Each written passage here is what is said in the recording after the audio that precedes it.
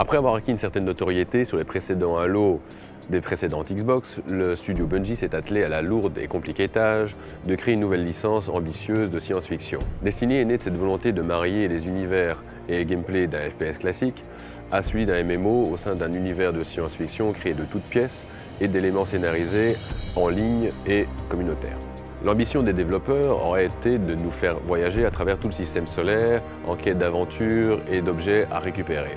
Ambitieux, oui, comme l'a été le budget de 500 millions de dollars débloqué par Activision Blizzard, qui voit en Destiny, sur les 10 prochaines années, un des futurs piliers de la société aux côtés des mastodontes que sont Call of Duty ou même World of Warcraft. Alors oui, Destiny, à sa sortie, a pu décevoir de nombreux joueurs. Car oui, dans toutes les promesses initiales, peu ont été réellement concrétisées.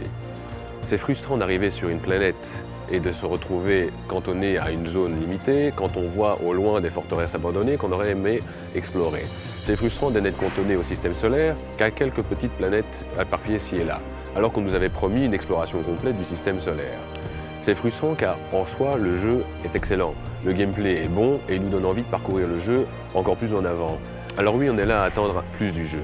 On est là à attendre qu'il nous transporte encore plus loin, qu'on puisse aller encore plus loin dans l'exploration du système solaire ou même à coup de vaisseau. Parce qu'au final, les vaisseaux sont même sous-utilisés. On ne peut pas voyager comme on le souhaite et on ne peut pas non plus aller plus rapidement d'un point A à un point B. Tout est là pour nous faire suivre une ligne droite.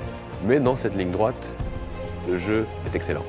Alors oui, on a envie de découvrir beaucoup plus l'univers qui a été mis en place, dans ses environnements, son architecture, ses ennemis, voire faire évoluer les différentes classes des personnages.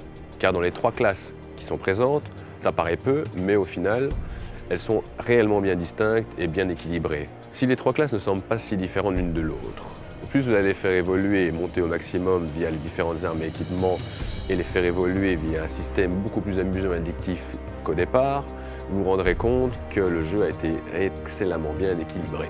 Mais le gros morceau du jeu resteront les raids.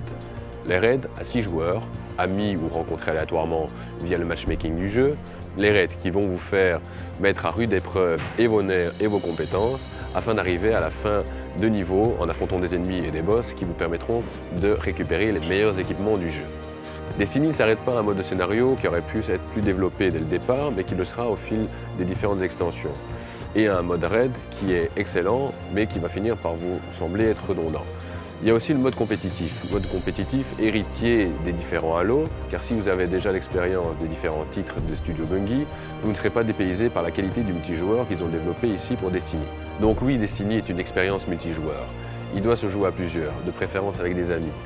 Et si vous possédez une Xbox 360 ou une PS3 et que vous n'avez pas encore essayé le jeu, vous pouvez venir vous le procurer dès à présent chez nous, à moitié prix, à 30 €.